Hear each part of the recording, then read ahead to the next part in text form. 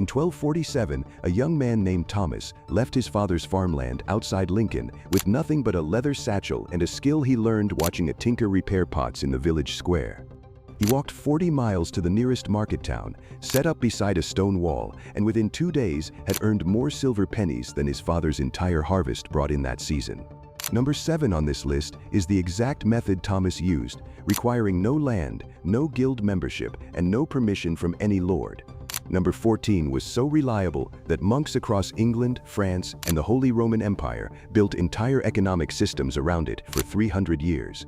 These are 20 forgotten ways that ordinary medieval Europeans made money without a job and without waiting for anyone's permission.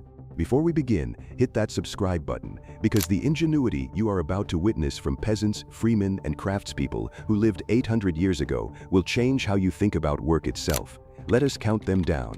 Number 20, gleaning rights and surplus grain sales. Every autumn across medieval Europe, from the wheat fields of Normandy to the barley farms of Saxony, a quiet and legitimate practice fed families and filled coin purses with remarkable consistency. After the Lord's harvest crew finished cutting the grain, villagers were permitted by ancient custom to enter the field and collect whatever stalks had been left behind. This was called gleaning, and while it sounds like charity, the economics were far sharper. A skilled gleaner could fill 2 or 3 bushels in a single September day. In the 1150s in England, a bushel of wheat at market sold for between 2 and 4 silver pennies. A family that gleaned efficiently across 4 or 5 harvests could accumulate enough surplus to sell at the autumn fair. The knowledge of which fields yielded the best gleanings was passed from mother to daughter as carefully as any trade secret. With enclosed farming in later centuries, gleaning rights slowly contracted, but for the men and women of the high Middle Ages, the harvest field was an open market for anyone knowledgeable enough to work it. Number 19, charcoal burning. Deep in the forests of the Rhineland, the Ardennes, and the wooded hills of central England, men called colliers earned a living that most village farmers quietly envied. Charcoal was the fuel of medieval industry. Every blacksmith, smelter, and glassmaker needed it in enormous quantities, and it could not be stockpiled indefinitely, which meant demand was constant and buyers were always close. A collier would stack cut timber into a carefully constructed mound called a mylar, cover it with earth to control the airflow, and tend the slow burn for 10 to 14 days without leaving the site. Oak produced the hottest charcoal and commanded the highest price. A successful burn could yield 500 to 600 pounds, selling in 1200s England for around 1 penny per 12 pounds. A skilled collier, working the forests of Kent or outside Cologne, could earn enough in a season to carry his family through winter with coin to spare. Number 18, selling rushes and reeds for floor covering. Before wooden floors were common, the floors of medieval houses across northern Europe were covered with rushes and reeds cut from riverbanks and sold by the bundle at every market. A man or woman living near a suitable waterway could cut rushes with a simple hook knife, bundle them, and walk them to the nearest town market, where demand was essentially constant. Every household needed fresh rushes regularly to replace the old ones that had grown foul underfoot. In London in the late 1200s, rush sellers were a permanent fixture at Cheapside. A strong worker could bundle enough rushes in a morning to sell for 2 or 3 pennies, and on a good week, that was enough to pay rent on a small city room and feed a family of modest appetite. The trade required no tools beyond a knife and no capital beyond a pair of strong arms. First pattern break. Here is where things get interesting, because the next few entries were not simply labor trades, they were knowledge trades, and the distinction matters enormously. A laborer sold his body. A knowledge trader sold what he knew, and in medieval Europe, men and women who controlled specific technical knowledge could turn it into income that outpaced physical labor by a considerable margin. Number 17, portable mill rental and grain grinding. The hand mill, or quern, was 2 circular stones rotated against each other to grind grain into flour, and before great water mills dominated grain processing, owning a good portable quern was a genuine economic asset. In villages without access to a lord's mill, a man who offered grinding services for a portion of the flour, typically 1 part in 12, could move from farm to farm during harvest season and accumulate substantial grain to sell at market. In the remote corners of Germany, Poland, and Scandinavia, portable grinding remained profitable well into the 14th century. Control a bottleneck process that your neighbors need and charge a fair portion of the output. Number 16, fish trap maintenance and eel selling. Across the rivers and fenlands of medieval England, the Netherlands, and France, eels were one of the most valuable food commodities in ordinary life, and the men who caught them using wicker fish traps built remarkably stable incomes that required almost no capital. Domesday Book, compiled in 1086, records thousands of eel renders owed to lords, telling you that eel fishing was so economically significant it was worth taxing. Below the formal renders, ordinary freemen maintained their own fish traps in smaller streams and sold the catch at local markets. Fresh eels sold for between 1 and 2 pennies per pound in English markets of the 1200s. Smoked or pickled eels commanded a higher price and could be transported further. The knowledge of where to place a trap and how to read the currents was the real asset, transmitted within families for generations. Number 15. Herb gathering and apothecary supply. Long before pharmacy was a regulated profession, the men and women who gathered, dried, and sold medicinal herbs occupied a genuine and well-compensated position in the medieval economic ecosystem. Every town had at least one apothecary who depended on a steady supply of raw plant materials he did not gather himself.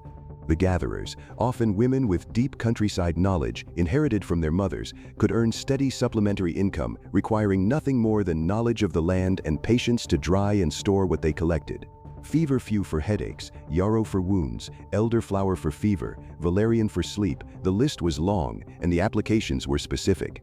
An apothecary in Norwich or Bruges in the mid-1200s might buy 20 or 30 different dried herbs regularly, paying in silver for reliable quality. The knowledge was the capital, and unlike a field, it could not be seized by a lord or destroyed by a bad harvest. Number 14. Candle making from tallow and selling door to door. Artificial light was not a luxury in medieval Europe.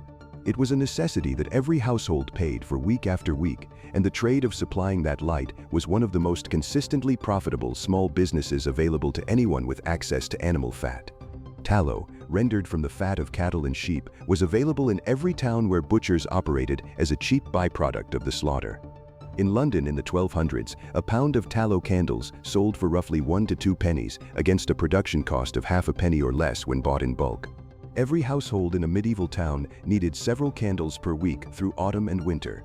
A chandler working a regular circuit of households could build a client base, providing predictable weekly income with almost no overhead. Second pattern break. This next one is where the math gets fascinating. Because we tend to think of medieval trade as something that happened in fixed places. But the real money, for a bold and mobile entrepreneur, moved with the great seasonal fairs that punctuated the medieval economic calendar like clockwork across the whole continent. Number 13. Working the great fair circuits as a traveling merchant. The Champagne fairs in northeastern France were the most famous, drawing merchants from Italy, Flanders, England, and Germany to 6 consecutive fairs at Troyes, Provins, Bar-sur-Aube, and Lagny. A traveling merchant who knew which goods were cheap in one region and expensive in another could build a trading operation that outperformed any fixed shop. Wool was cheap in England and expensive in Florence. Salt fish was abundant in Norway and scarce in inland Germany. A merchant who could purchase English wool in a Cotswold market and sell it for 3 times the price to a Florentine buyer had no need of a workshop or permanent establishment. He needed capital, contacts, and stamina. Many great merchant families of the 13th century began with a single man and a pack horse working a regional fair circuit. Number 12. Keeping bees and selling honey and wax. Beekeeping combined modest labor with extraordinary returns at every level of society, from monastery gardens to peasant smallholdings. Honey was the only widely available sweetener in a world without cane sugar. The economic genius of medieval beekeeping was that it produced 2 valuable commodities simultaneously: honey for eating and brewing mead, and beeswax for candles, sealing documents, and waterproofing leather. A monastery in the Loire Valley maintaining 30 hives could supply its own kitchen, sell surplus at market, and provide beeswax candles to the surrounding parish from a single operation requiring just 2 or 3 hours of skilled labor per week.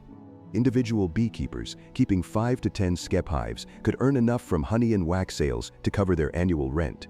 The real investment was knowledge of the seasons and the hive. Number 11. Writing and scribal services for the illiterate.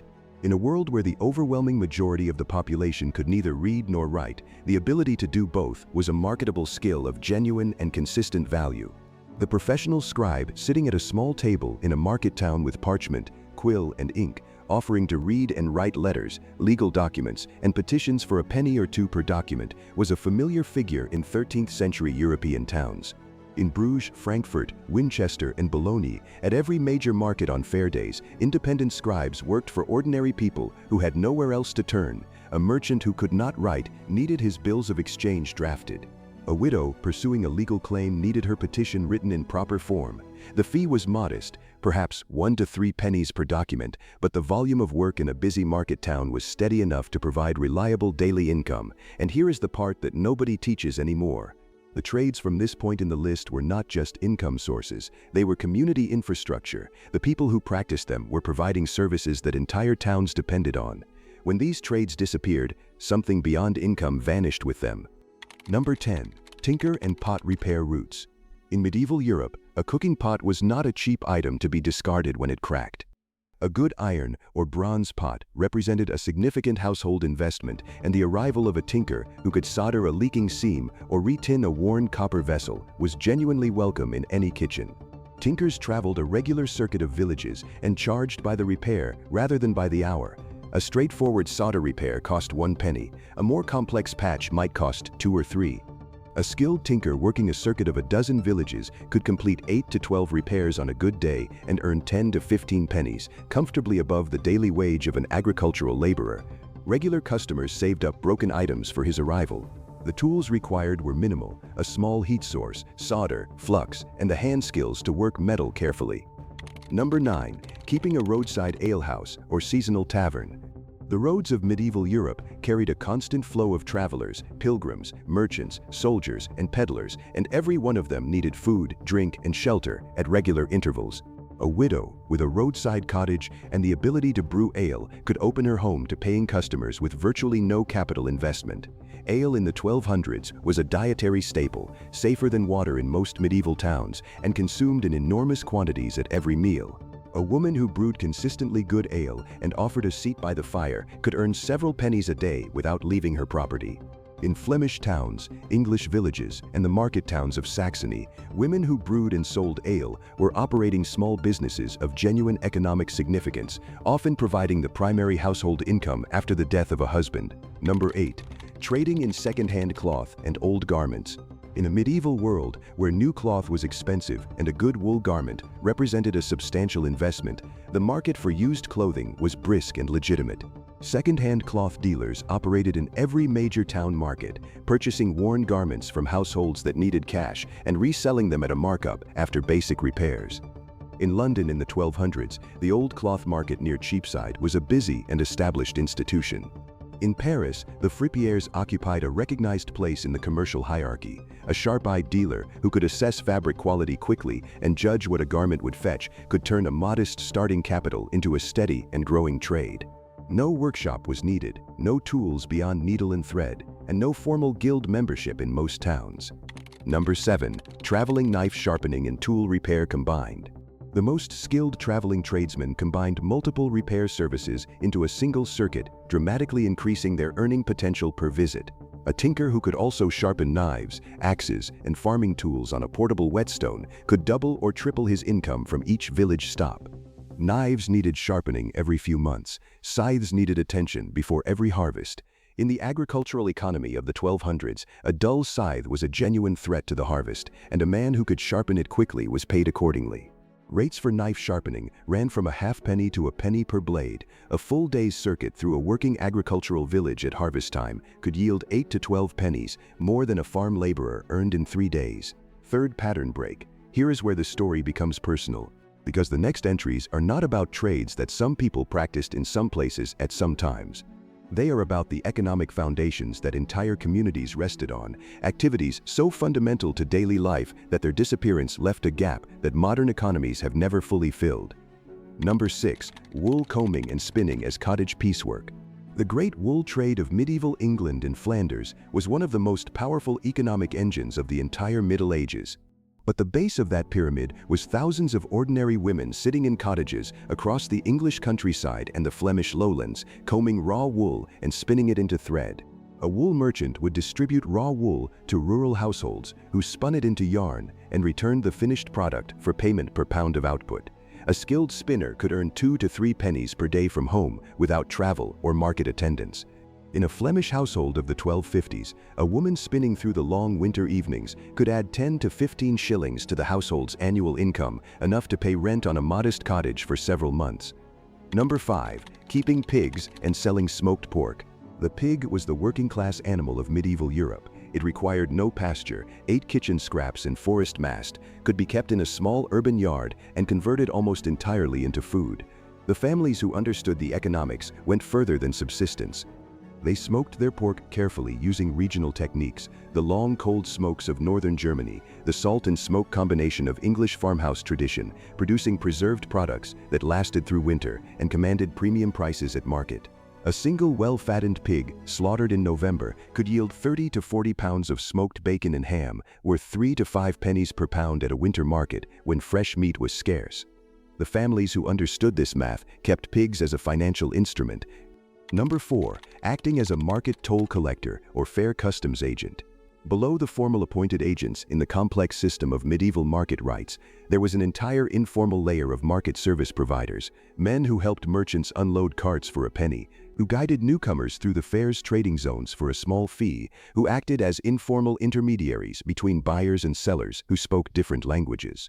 In the multilingual chaos of a great fair like the Champagne Cycle or the Stourbridge Fair outside Cambridge, a man who spoke 3 languages and knew the customs of 3 different trading regions was worth real money.